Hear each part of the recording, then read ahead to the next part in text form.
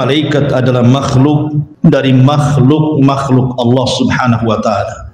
Sehebat apapun para malaikat, malaikat tidak punya rububiyah Allah, apalagi uluhiyah Allah Subhanahu wa ta'ala. Mereka sama dengan kita. Padahal kalau kita melihat kekuatan para malaikat itu luar biasa. Jibril alaihi salatu wassalam ketika menghancurkan negeri Sodom itu, bukan satu kota yang dihancurkan, 7 kota yang cukup dengan satu sayapnya ditancapkan ke 7 kota itu, langsung diangkat ke langit. Kemudian sampai di langit, ditumpahkan lagi ke bumi. Itu satu malaikat. Belum lagi kalau kita menceritakan tentang malaikat yang memikul arsy Allah Subhanahu wa ta'ala. Ketika Nabi SAW diizinkan untuk mensifatkan malaikat yang memikul arsy itu, kakinya berada di dasar bumi, kemudian badannya menjulang ke langit sampai 7 lapis langit, dan kemudian bahunya sampai memikul arsy Allah Subhanahu wa ta'ala. Itu satu malaikat pemikul arsy sebesar itu. Tetapi walaupun demikian, kita katakan bahwa malaikat tetaplah malaikat. Dia adalah makhluk Allah Subhanahu wa ta'ala. Tidak boleh orang menyembah para malaikat seperti yang dilakukan orang-orang musyrik jahiliyah.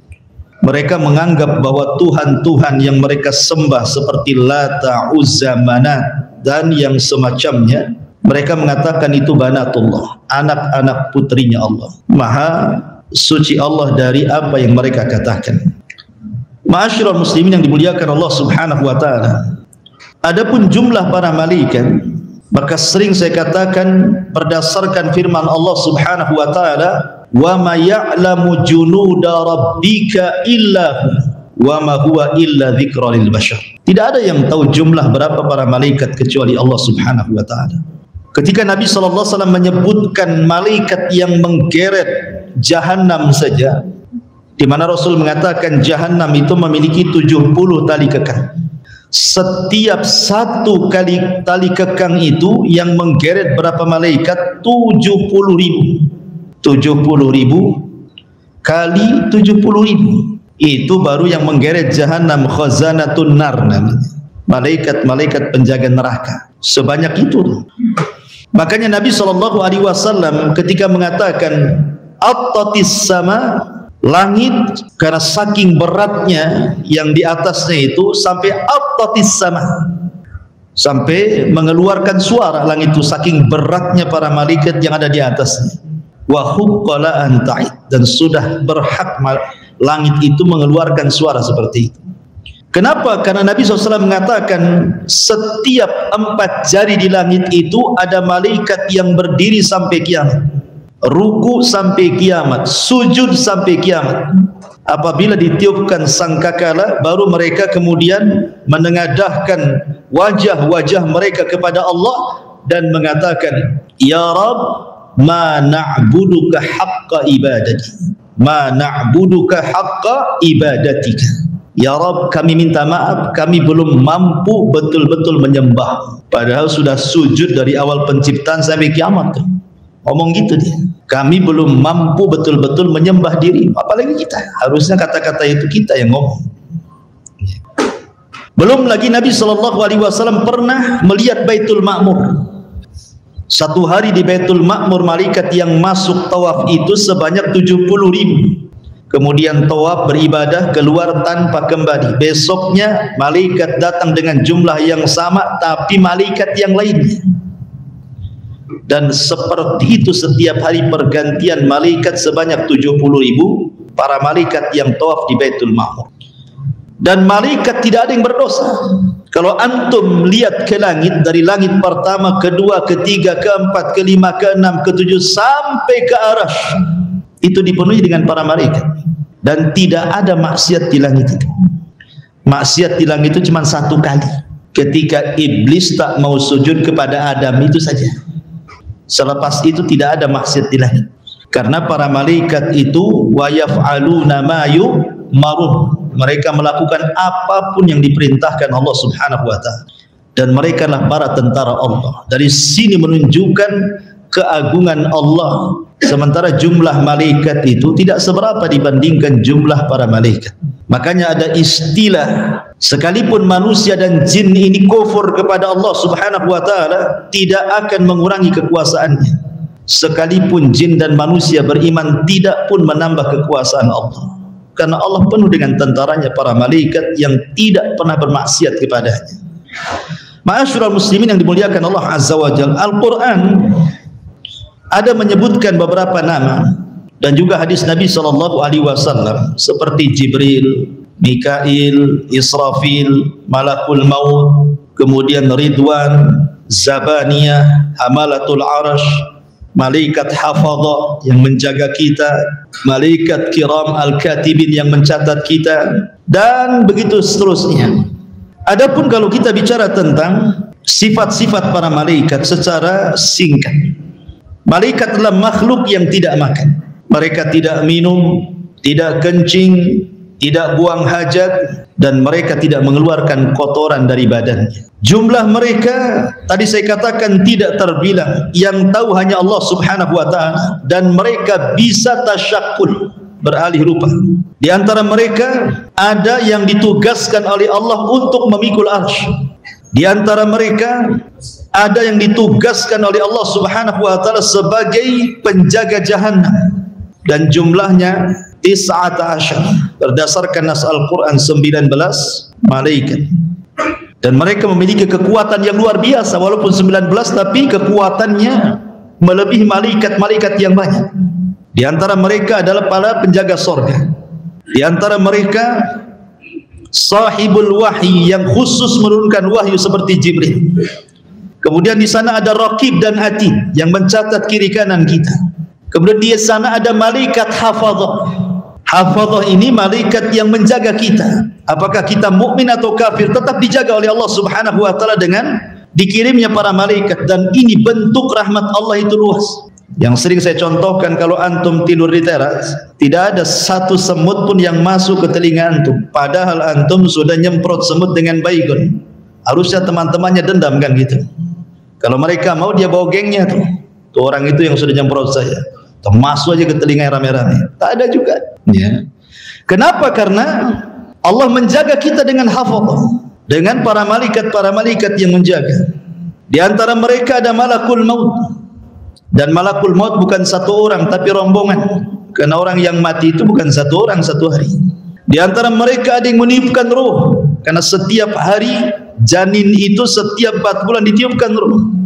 Di antara mereka ada yang khusus mencatat kebaikan di siang dan malam, berjumpanya hanya di waktu subuh dan waktu asar saja. Di antara mereka ada yang memang dihususkan untuk mewakilkan tumbuh-tumbuhan ditumbuhkan di bumi seperti Mikail, membagi bagikan rizki kepada manusia di bumi. Kemudian di sana ada Israfil yang meniup sangkakala.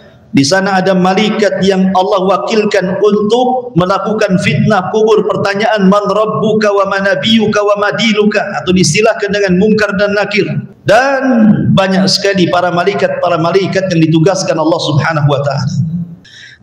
Ma'asyiral muslimin yang dimuliakan Allah Subhanahu wa taala. Baik. Tetapi malam ini kita akan menyebutkan beberapa kaitan malaikat dengan kita. Kapan malaikat itu mendoakan kita? Kapan malaikat membenci kita? Kapan malaikat melaknat kita? Majlis-majlis seperti apa yang malaikat datang di situ? Inilah yang kita akan bahas di malam ini. Ma'asyiral muslimin yang dimuliakan Allah Subhanahu wa taala. Malaikat ini adalah makhluk yang Allah Subhanahu wa taala fitrahkan kepada mereka cinta dengan kita kaum muslimin. Makanya Allah Subhanahu wa taala kalau cinta dengan kita itu yang pertama dipanggil siapa? Jibril. Kemudian Allah Subhanahu wa taala katakan kepada Jibril, "Ya Jibril, inni uhibbu fulanan fa ahibbahu." Jibril, aku suka dengan si fulan, kata Allah. Maka engkau harus suka juga dengan si fulan. Maka Jibril memanggil seluruh malaikat yang ada di bumi, yang ada di langit, dan yang sedang bertugas dimanapun, dan mengatakan, "Ya malaikat Allah, innallaha ahabba fulanan fa'ahibbuhu." wahai malaikat-malaikat Allah, dimanapun kalian berada, Allah sudah suka dengan si fulan, maka kalian semua harus suka dengan si fulan. Maka ketika itu Allah Subhanahu wa taala menanamkan kecintaan kepada si fulan tersebut, kecintaan penduduk langit dan kecintaan penduduk bumi. Dengan sebab itu Allah tanamkan dua kecintaan. Kecintaan penduduk langit maksudnya para malaikat, kecintaan penduduk bumi maksudnya manusia dan jin. Lalu apa faedahnya antum dicintai malaikat itu? Dan apa faedahnya antum dicintai manusia? Adapun faedahnya antum dicintai malaikat, malaikat yang mencatat amal kita, yang mengantarkan kebaikan kita kepada Allah, yang mencabut nyawa kita. Kalau malaikat sudah suka dengan kita, tidak mungkin dia mengantarkan yang buruk-buruk, tidak mungkin pula mencabut kita dalam posisi su'ul khotimah. Tetapi kalau faedahnya manusia cinta dengan kita, itu sebagai rekomendasi bagi kita saat kematian kita, bahwa kita mati di atas kebaikan. Sebagaimana di zaman Rasul, ada orang bawa jenazah, semua memuji jenazah itu. Kemudian datang lagi jenazah, semua mencela jenazah itu. Kemudian Rasul mengatakan wajabat. Kemudian sahabat mengatakan, apa makna wajabat wahai Rasul? Maka Rasul mengatakan, jenazah yang pertama yang dipuji manusia, wajabat lahul jannah, maka dia pasti masuk surga. Tapi jenazah yang kedua yang dicaci maki, dicela manusia, wajabat lahun nar, maka dia wajib masuk neraka. Jadi tazkiyah manusia terkadang penting. Makanya kalau jenazah disolatkan 40 orang yang tidak menyekutukan Allah, semua bertauhid, kecuali akan mendapatkan syafaat jenazah itu. Ma'asyiral muslimin yang dimuliakan Allah Subhanahu wa taala, kecintaan malaikat kepada orang-orang yang beriman itu sampai membantu dalam peperangan. Perang Badar, kalaulah bukan karena Allah, kemudian 5.000 malaikat dipimpin Jibril, sudah kalah tuh perang Badar itu. Tapi Allah turunkan 5.000 malaikat dipimpin Jibril, menang perang itu. Kemudian juga saking senangnya malaikat kepada orang-orang yang beriman, mereka bersalawat. Sebagaimana Allah Subhanahu wa taala mengatakan dalam surah Al-Ahzab 43, huwallazi yusalli alaikum wa malaikatuhu liyukhrijakum minadh-dhulumati ilan nur wa kana bil mu'minina rahima. Dialah Allah yang telah bersalawat kepada kalian. Kalau salawatnya Allah, maksudnya Allah memberikan rahmat. Kalau ada kalimat salawat dari Allah, artinya Allah memberikan rahmat. Seperti innallaha wa malaikatahu yusalluna 'alan nabi. Ya, sesungguhnya Allah dan para malaikatnya bersalawat kepada Nabi. Maksud salawatnya Allah apa? Memberikan rahmat. Maksudnya salawatnya malaikat apa maksudnya? Mendoakan dan memintakan ampun akan dosa-dosa kita. Jadi malaikat itu mendoakan kebaikan kepada kita dan juga mendoakan ampunan kepada kita. Walladzi yusalli 'alaikum wa malaikatuhu liyukhrijakum minadh-dhulumati ilan nur. Ma'asyiral muslimin yang dimuliakan Allah Azza wa Jalla, bahkan malaikat itu hadir di majlis-majlis ilmu, di majlis-majlis zikir, di majlis-majlis yang dibacakan Al-Quran di situ. Baik di masjid, baik di rumah, baik di majlis taklim, dimanapun.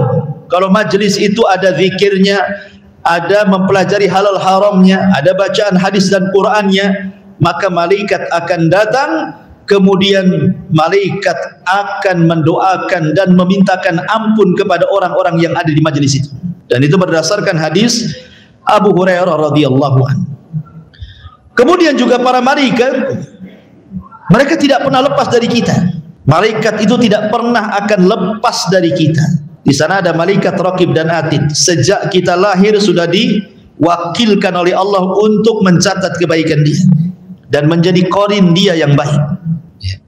Belum lagi kesehari-hariannya. Tadi saya katakan ada malaikat itu yang setiap pagi dia memperhatikan kita dan mencatat amalan kita sampai waktu asar. Kemudian di waktu asar mereka naik ke langit, kemudian meletakkan catatan kebaikan kita di Sidratil Muntaha. Kemudian ganti dengan malaikat yang di malam hari memperhatikan kita terus, kemudian mencatat kebaikan kita di malam hari. Apakah kita tahajud, apakah kita witir, apakah kita zikir, apakah kita baca Quran, apakah kita tafakkur, dicatat semuanya sampai waktu subuh. Kemudian naik, kemudian diangkat ke langit dan diletakkan di Sidratil Muntaha. Jadi malaikat itu terus akan memperhatikan manusia. Termasuk juga malaikat itu ada yang ditugaskan ikhwan hanya menyampaikan solawat ke kuburan Nabi. Jadi kalau antum bersolawat Allahumma salli ala Sayyidina Muhammad, ini ada malaikat yang menyampaikan solawat saya langsung melesat ke kuburan Nabi. Kemudian disampaikan, ya Nabi Allah, si fulan bersalawat kepadamu, maka Rasul akan bersalawat 10 kali kepada kita. 1 kali bersalawat kepada Nabi, Rasul bersalawat berapa? 10 kali kepada kita. Ya. Jadi ada malaikat-malaikat yang mereka mengaminkan setiap doa orang-orang yang beriman saat berdoa. Makanya Nabi SAW mengatakan, da'watul mar'il muslim li akhihi bi dhahril ghaibi mustajabatun inda ra'sihi malakun kullama da'a li akhihi bi khairin qala al malakul muwakkal bihi amin walaka bimithli. Doa seseorang kepada saudaranya tanpa sepengetahuan dia, maka ketika dia berdoa ada malaikat di atas kepala kita. Setiap kita berdoa untuk saudara kita tanpa sepengetahuannya, malaikat yang di atas kepala mengatakan, dan kau akan mendapatkan hal yang sama dengan doamu kepada saudara. Jadi kalau seandainya antum berdoa kepada saya, ya Allah mudah-mudahan diberikan istri lagi lah Bu Merah itu, maka malaikat di atas kepala antum juga. Gitu maksudnya, paham ya? Ya, jadi antum kalau mendoakan orang poligami, kata malaikat antum juga, banyak-banyak berdoa seperti itu. Ma'asyiral muslimin yang dimuliakan Allah Subhanahu wa taala. Kemudian juga para malaikat itu memberikan tabsyir, kabar gembira, dan juga tahwib, penakut-nakuti saat manusia sedang sakaratul maut itu. Kalau dia ruhnya seorang mukmin, dikasih kabar gembira. Alla takhafu wa la tahzanu wa abshiru bil jannati allati kuntum tu'adun. Jangan takut, jangan sedih, surga sudah menanti. Tapi kalau dia ruhnya yang jahat, malaikat menakut-nakuti. Ukhruji ya ayyuhan nafsul khabitha ila sakhati minallahi wa ghadabi. Keluar wahai ruh yang jelek kepada kemurkaan dan kemarahan Allah Subhanahu wa taala. Ma'asyiral muslimin yang dimuliakan Allah Azza wa Jalla. Lalu siapa orang-orang yang akan dilaknat para malaikat? Jadi malaikat itu ada yang ditugaskan Allah khusus untuk melaknat saja tugasnya. Ketemu orang dilaknatnya orang itu, ketemu orang dikutuknya orang itu. Jadi ada malaikat-malaikat tugasnya itu hanya mengutuk orang saja. Apa semua orang dikutuk? Ya tidak. Siapa orang-orang yang akan dikutuk, dilaknat para malaikat itu? Pertama, orang yang menyembunyikan ilmu, tahu kebenaran tapi disembunyikannya, tidak mau disampaikan. Dan itu berdasarkan surah Al-Baqarah 159. Innal ladzina yaktumuna ma anzalna minal bayyinati wal huda min ba'di ma bayyanahu lin-nasi fil kitab ulaika yal'anuhumullahu wa yal'anuhumul la'in. Orang-orang yang menyembunyikan apa yang kami turunkan dari keterangan-keterangan dan petunjuk setelah kami sampaikan dan jelaskan kepada manusia dari kitab tersebut, maka mereka orang-orang yang dilaknat Allah, dan mereka dilaknat orang-orang yang melaknat mereka, termasuk malaikat di dalamnya. Yang kedua, orang-orang yang melakukan bid'ah dalam agama. Nabi SAW bersabda, man ahdatha hadathan fa'alaihi laknatullah wal malaika wan nasi ajmain, rawahul Bukhari. Orang yang mengada-adakan sebuah perkara dalam agama yang tidak ada contohnya, alias bid'ah, maka Allah akan melaknat dia, malaikat akan melaknat dia, dan manusia semuanya akan melaknat dia.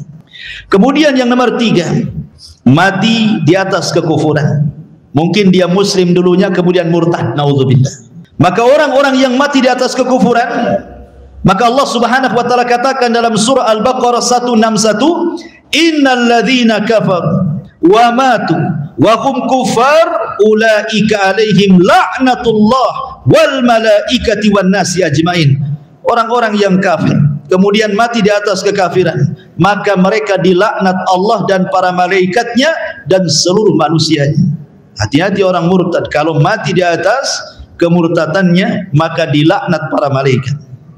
Kemudian yang keempat, orang yang mencela para sahabat, seperti orang-orang Syiah mencela banyak para sahabat, bahkan mengkafirkannya, layak mereka dapat laknat malaikat. Orang-orang Nawasib, orang-orang Khawarij yang mencela para sahabat Nabi SAW, layak mereka mendapatkan laknat para malaikat berdasarkan sabda Rasul yang dikeluarkan dari Imam At-Tabrani dalam Mu'jamnya, man sabba ashabi fa alaihi laknatullah wa malaikatuhu wan nas ajmain. Siapa yang mencela sahabatku, maka dia berhak mendapatkan laknat Allah, para malaikatnya dan seluruh manusia. Kemudian juga orang yang menakut-nakuti saudaranya seorang muslim dengan senjata.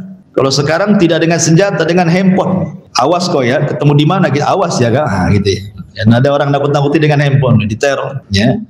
Maka Nabi SAW mengatakan, man asyara ila akhihi bihadidatin fa innal malaikata tal'anuhu hatta yada'ahu wa in kana akhahu li abihi wa ummi. Siapa yang mengisyaratkan kepada saudaranya sebuah senjata untuk menakut-nakutinya, tidak ditusuk, hanya nakut-nakuti saja, maka malaikat akan melaknatnya sampai dia letakkan tuh senjatanya. Kalau pakai handphone sampai diletakkan handphonenya gitu. Ya. Kemudian yang nomor 6, manintasabah an yantasiba syakhsu ila ghairi abi. Menasabkan yang bukan nasabnya, bukan turunan Nabi, ngaku-ngaku pula Habib umpamanya. Bukan turunan orang kaya, padahal kaya ngaku-ngaku pula betul bapakku menteri dari Hong Kong. Ya. Dia ngaku-ngaku tuh. Kan banyak orang-orang ngaku-ngaku tuh biasanya zaman dulu ya. Ya kan ada tuh di sandiwara-sandiwara itu, datang dari kampung gitu ya. Kemudian lama di kota, rupanya tidak berhasil. Kemudian nulis status cari rumah yang bagus, selfie pula dengan rumah yang bagus tuh. Ini rumah saya katanya. Ini mobil saya, tuh bapak saya yang ganteng tuh katanya lagi lewat. La haula wala quwata illa billah.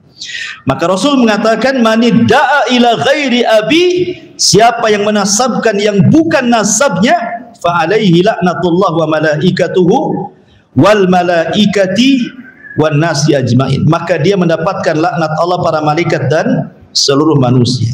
Yang nomor 7, al-ghadar, orang yang berkhianat, diberikan amanah dia khianat. Maka ini pun dalam riwayat Bukhari Muslim, fa alaihi laknatullahi wal malaika, dia akan mendapatkan laknat Allah dan para malaikatnya. Yang nomor 8, irtikabul fasad wa zulmi, melakukan kerusakan dan kezaliman. Zalim itu macam-macam, mengambil hak orang lain, ya, menggibah, mencaci, memaki dan begitu seterusnya zalim, atau merusak bumi, menebang hutan yang merupakan penghijauan, akhirnya ditebang, akhirnya banyak bencana dan begitu seterusnya. Maka orang-orang yang seperti ini, maka Nabi SAW mengatakan, fa alaihi laknatullahi wal malaikati wan nasi ajmain, muttafaqun alaihi, yang mendapatkan laknat Allah, malaikatnya dan seluruh manusia. Yang nomor 9, mualatu ghairi sayyid alladhi manna 'alal muslim bil hurriyati wal idki. Mungkin seorang budak loyalitasnya tidak diberikan kepada tuannya tetapi kepada orang lain, ini pun dilaknat. Termasuk juga yang nomor 10, seorang wanita yang menolak ajakan suaminya untuk berhubungan, maka wanita ini akan dilaknat sampai dia subuh kalau dia tidak bertobat kepada Allah Subhanahu wa taala. Termasuk juga orang yang berhukum dengan hukum selain Allah Subhanahu wa taala. Berdasarkan riwayat Imam Ahmad, mereka pun orang-orang yang dilaknat Allah Subhanahu wa taala dan para malaikatnya. Inilah orang-orang yang dilaknat. Sekarang orang-orang yang didoakan para malaikat, orang-orang yang didoakan kebaikan, malaikat beristighfar kepadanya, siapa mereka? Yang pertama, mereka adalah orang-orang yang tidur dalam posisi tahir, suci. Jadi sebelum tidur antum berwudu.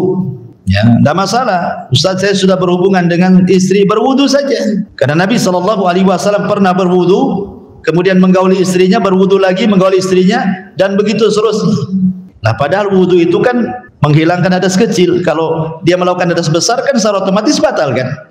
Wudu untuk tidur berbeda hukumnya. Itu sunnah, wudu saja. Ya, supaya untuk menyemangati kita juga dan tidak didekati setan saat kita tidur.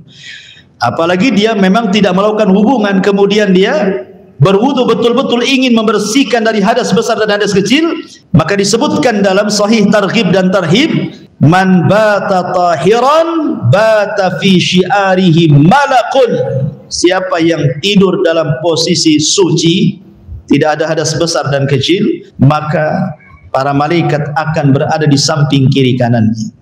Setiap dia guling ke kanan, malaikat sebelah kanan mengatakan Allahumma gfir lahu, Allahumma arhamhu. Ya Allah, ampuni dosa orang ini. Ya Allah, rahmati orang ini. Berguling lagi ke kiri, sebelah kirinya mengatakan yang sama. Ya Allah, ampuni orang ini, rahmati orang ini, sampai dia bangun. Dia bangun saja jadi ibadah, ikhwan. Tidur saja jadi ibadah. Tidur di atas ilmu itu jadi ibadah. Tapi tidur tanpa ilmu jadi dosa. Ya kan? Tidur di atas ilmu, tahu nih kalau saat tidur antum didoakan malaikat kiri dan kanan, ketika itu tidur antum jadi ibadah, dan mimpi-mimpinya pun pasti enak gitu. Tapi kalau seandainya tidur antum tidak demikian, bisa saja mimpinya aneh-aneh. Ya. Ini yang pertama. Yang kedua, muntadirus sholat, orang-orang yang menunggu sholat. Nah, seperti kita ini sedang menunggu sholat. Dari maghrib tadi sholat, sambil nunggu sholat ada pengajian nunggu sholat isya, kan itu. Maka Nabi SAW mengatakan, Inna ahadakum ma qa'ada yantadirus sholata fi sholatin ma lam yuhdis tad'ulahul malaika. Sesungguhnya salah seorang di antara kalian tidaklah duduk menunggu sholat setelah sholat, dan dia tidak berhadas sampai sholat kembali, maka para malaikat akan mendoakan dia, Allahumma gfir lahu, Allahumma arhamhu. Ya Allah, ampuni dosa orang ini, ya Allah, rahmati orang ini. Kemudian yang nomor tiga, orang yang berada di saf yang paling depan dalam sholat. Ya. Kemudian juga orang yang di saf sebelah kanan, termasuk orang yang berburu saf paling depan, maka mereka adalah orang-orang yang didoakan kebaikan para malaikat. Kemudian juga orang-orang yang mendapatkan aminnya para malaikat. Makanya setiap imam saat membaca ghairil maghdubi alaihim waladhdallin, maka aminnya bareng-bareng. Jangan nunggu imam amin baru makmum amin, tapi bareng-bareng. Ketika ghairil maghdubi alaihim waladhdallin, maka imam mengatakan amin, semua makmum ikut amin. Kata Nabi SAW, barang siapa yang takmin dia, amin dia cocok dengan aminnya malaikat dalam satu waktu, Allah ampuni dosa-dosanya. Malaikat akan mendoakan ampunan kepadanya. Termasuk juga orang yang banyak bersalawat kepada Nabi SAW. Termasuk tadi saya katakan doa kepada orang yang antum tidak tahu bahwa antum sedang doakan dia. Termasuk juga orang yang infak di jalan Allah. Setiap pagi malaikat turun kemudian mengatakan Allahumma ati munfiqan khalafa wa yaqulul akhar Allahumma ati mumsikan talafa. Ya Allah, kasih tambah rizki tuh si anu tuh yang sudah berinfak. Ya Allah, tahan rizki si anu tuh bakhil tuh. Malaikat akan ngomong begitu setiap pagi. Coba bayangkan, setiap pagi. Makanya saya lihat kemarin ada celengan di sini. Bagus tuh. Bawa ke rumah satu-satu tuh. Setiap pagi antum masukkan 1.000 uang koin, jangan dibagi dua. Ya, kalau bagi dua nggak laku tuh. 1.000 malaikat. Tiap hari antum didoakan malaikat, padahal 1.000 perak tuh. Ya kan? Tok. Ya, pertanyaannya kapan jadi masjidnya itu? Kalau 1.000 tidak apa-apa lah, yang penting antum didoakan para malaikat ya. Kemudian juga diantaranya adalah man ada maridhan, orang yang mengunjungi orang sakit. Subhanallah, orang yang mengunjungi orang sakit ini luar biasa. Kata Nabi SAW, man ada maridhan, barang siapa yang dia mengunjungi orang sakit, syayya'ahu sab'una alfa malakin, di belakang antum itu diikuti 70.000 malaikat. Ya, Ustaz, susah cari orang sakit. Kata siapa? Di rumah sakit banyak orang sakit. Tiap hari aja antum ke rumah sakit bawa apa gitu. Nggak kenal Ustaz, sudahlah kasih aja kan itu. Yang penting 70.000 mendoakan antum dari belakang. Ya. Jadi kalau ada orang sakit ikhwan kita itu senang harusnya. Ayo kita kapan ke sana supaya diikuti 70.000 malaikat, semuanya memintakan ampun kepada antum. Tapi luar biasa ikhwan. Ya. Semuanya memintakan ampun, yang 7.000 malaikat itu, ya Allah ampuni orang ini, ya Allah ampuni orang ini. Sampai dia kembali setelah mengunjungi orang sakit. Terus setiap hari, luar biasa. Ya. Setiap hari bengkrap loh Ustaz, terus bawa jeruk, bawa ini, bawa itu kan itu. Jangan pikir itu, Allah ganti nanti. Kenapa? Karena kalau orang banyak mengunjungi orang sakit, al jaza min jinsil amal. Kalau antum sakit nanti banyak yang mengunjungi antum. Memang begitu balasannya. Karena orang sakit itu bukan sakit karena penyakitnya, sakit karena nggak dikunjungi biasanya. Ya. Taib. Kemudian juga indah tasahur, ketika seseorang sahur. Ya, orang sahur itu pembeda antara puasa kita dengan puasa ahli kita. Makanya Allah dan para malaikatnya dan seluruh penduduk langit dan bumi, sampai kepada semut yang ada di lubang, sampai kepada ikan yang ada di lautan, itu semua mereka mendoakan orang-orang yang sahur, orang-orang yang mengajarkan kebaikan, orang-orang yang belajar talabul ilmi, semua dapat kan untung. Ya. Ma'asyiral muslimin yang dimuliakan Allah Subhanahu wa taala, termasuk juga antum yang bermajlis taklim seperti ini. Kenapa orang yang bermajlis taklim itu, kata Nabi, kalau antum berdiri kemudian selesai pengajian, kata Rasul, qumu maghfuran lakum, dosa kalian sudah diampuni. Kenapa? Karena malaikat berjajar-jajar di atas kepala kita sampai ke langit sana. Dan malaikat yang paling atas berjumpa dengan Allah. Kemudian Allah mengatakan, ngapain kau berbaris-baris sampai ke langit, kata Allah. Maka para malaikat di atas menghabarkan, hambamu ya Rabb, mereka sedang berhalaqah menyebut-nyebut namamu. Ya. Kemudian Allah mengatakan kepada mereka, apa yang dikehendaki hambaku di bawah itu? Mereka mengharap surga. Aku kabulkan permintaan mereka. Makanya tidak ada jalan pintas menuju surga kecuali thalabul ilmi.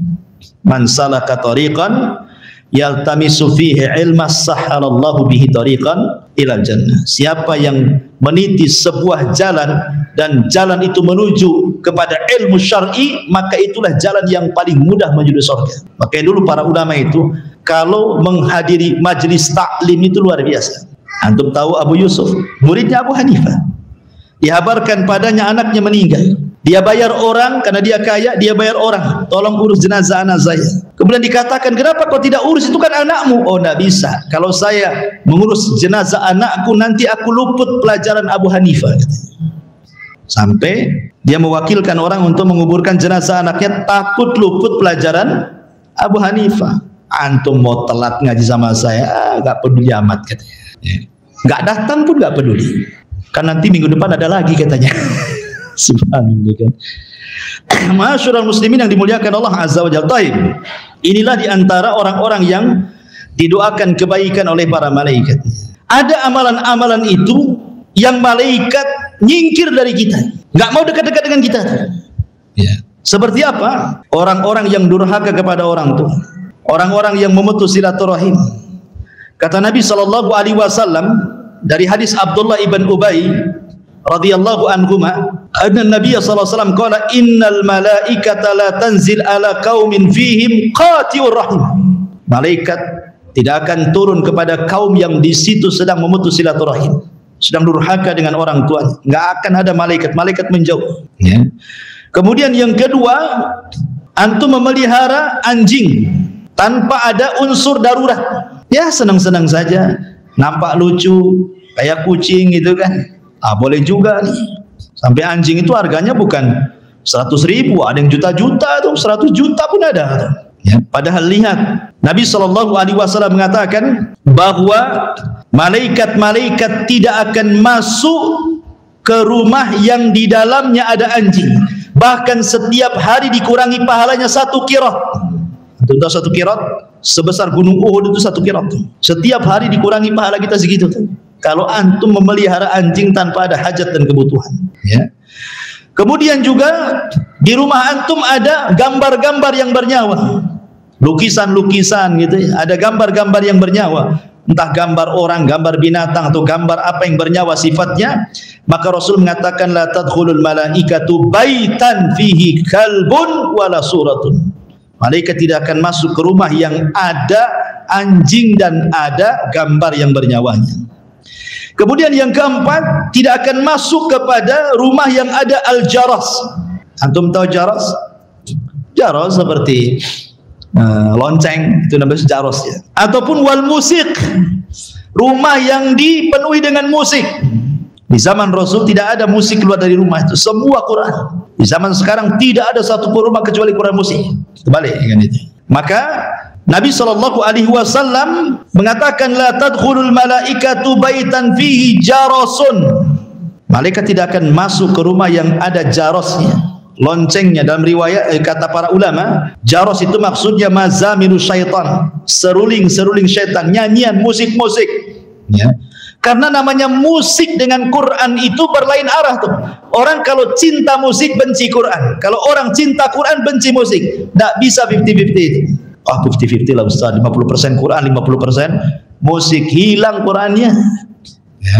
Itu memang tidak bisa dicampurkan musik dengan Quran itu. Makanya dahulu orang-orang jahiliyah apabila Nabi membacakan Quran, apa kata mereka? La tasma'u lihadal Quran wa alghaw fihi, katanya. Buat gaduh-gaduh, buat musik-musik, buat nyanyi-nyanyi, biar suara Muhammad enggak kedengaran, gitu. Itu orang jahiliyah seperti itu, ya. Karena musik itu dari syaitan, ya. Sementara Al-Quran dari Allah Subhanahu wa ta'ala. Tidak mungkin syaitan dengan Allah, kalamullah, berjumpa, kan itu.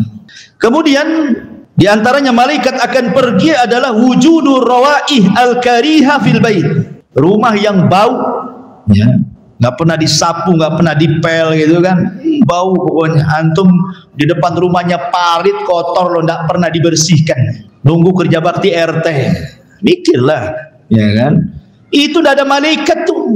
Yang penting soal parit sebelah bau terserah, yang penting rumah kita parit bagus, kan itu ya. Nampak nih sapi teng ini bau-bau, tutup, ya. Karena tidak suka malaikat yang bau-bau. Makanya kenapa Nabi SAW mengusir orang yang mulutnya bau bawang ketika hendak sholat? Kenapa?